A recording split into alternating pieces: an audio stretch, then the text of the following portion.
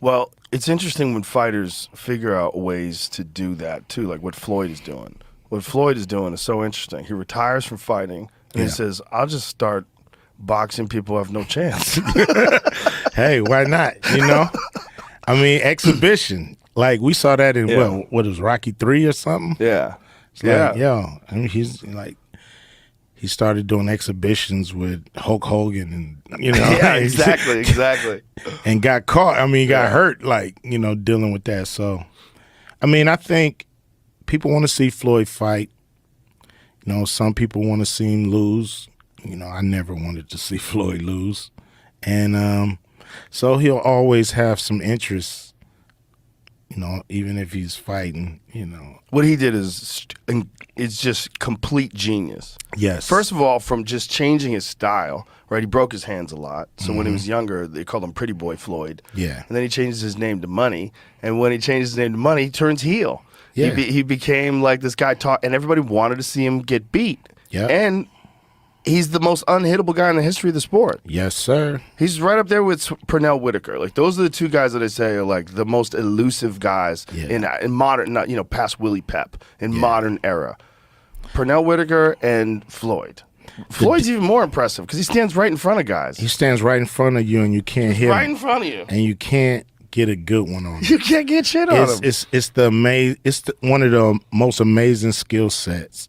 He's like a one of those like Minnesota Fats kind of pool players that know all the trick shots, and you can't beat him. A guy that can play a hand or board game or ping pong. Yeah. You just can't beat him, and he's that way in boxing. Yeah. He just knows all the tricks of the trade, and he's just better. He has way more information about where you should be where he can hit you and where he should be where you can't hit him. It's just he's got it all in his head. He knows what punch can be thrown at what time and what punch can't. And so he just, when he knows you can't throw a punch, that's where he is. Yeah. And when he knows you can, that's where he ain't. My favorite fight, I've had a lot of favorite fights of his, but one of my favorites was the Canelo fight because it was just a masterclass. Yeah. Masterclass in just a young, incredibly promising champion, a guy who's going to be an all-time great, but not yet. Not yet. You're not ready for that guy. Floyd always catch him young. he catch him coming up. Young or old. Yeah, like he catch him young. Yeah, and he tap you up and then he say thank you. Yeah. Next. He did a smart thing, too. He got him to cut down 152 pounds. Yeah. Got him a little lighter. Yeah. A little smaller. A little more dehydrated. A little weaker. Yeah, a little weaker. And then just box him up. Yeah. But if you see what it did to Canelo's game, like you see Canelo when he fought Danny Jacobs later on his career, he was moving like Floyd. Like he mirrored that. You have to. Yeah. I mean, you dealing with a master. And when you fight a master or if I rapped against a master or if you spar against a master, you better take a few tricks of the trade with you. That's the whole thing about respecting the game. Daniel Cormier always says you get the rub. Like when someone fights for the title and you fight a world champion, you feel what that's like okay. And you either get way better or you kind of like realize I'll never beat that guy. You'll never get that level. Yeah. There was like a lot of, like during the Tyson era, nobody got the rub. It was like you got in there and you were like, fuck this. I mean, Tyson had he had so many psychological advantages. Yes. Everybody else, give me the pretty robe. Put this satin on the robe. I need to look.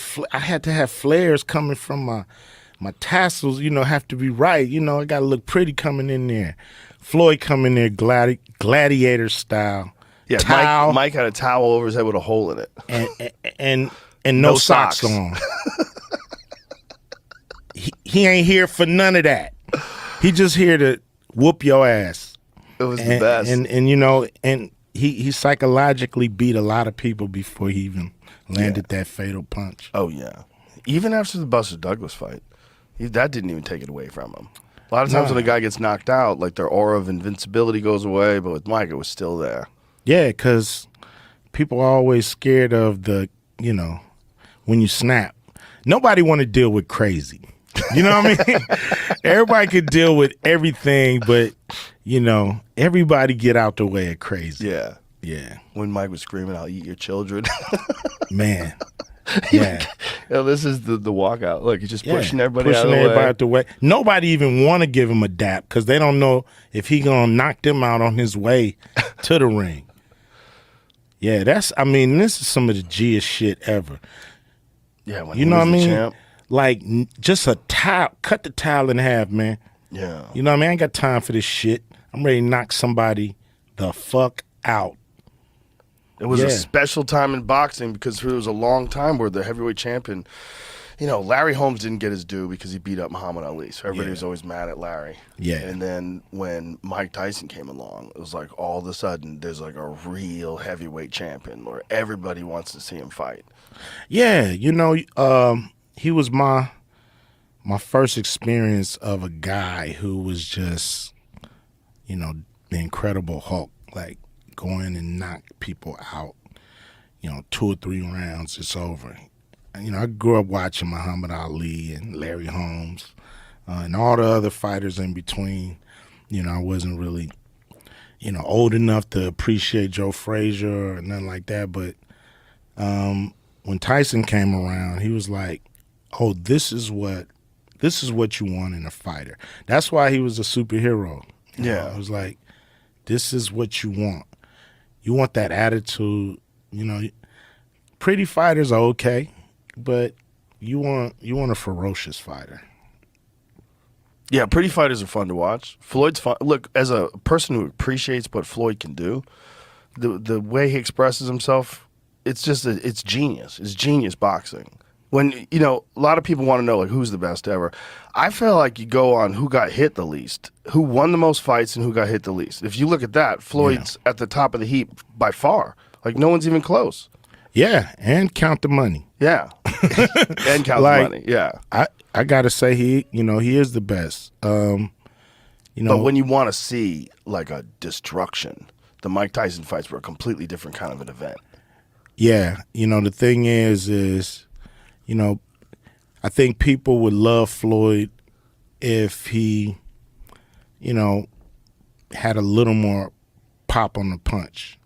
Mm-hmm. I mean, he can hit you and get you and pop you and drop you and back you up and do all those good stuff and make you look bad.